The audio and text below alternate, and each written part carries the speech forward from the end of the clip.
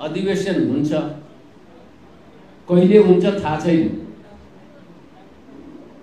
नेपाली कांग्रेसको विधानमा 4 वर्षमा अधिवेशन गर्नुपर्छ भनेर भनेको छ। केले रोक्यो यसपटक? किन रोकिँदैछ? यसको जवाब पदाधिकारीहरूले दिने कि नदिने भन्ने प्रश्न छ हामीलाई। यो ठुलो प्रश्न छ।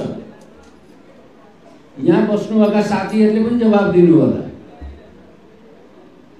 तपाईहरुले पनि गाउँमा गएर नगरपालिकामा गएर जवाब दिनुपर्ने हुन्छ।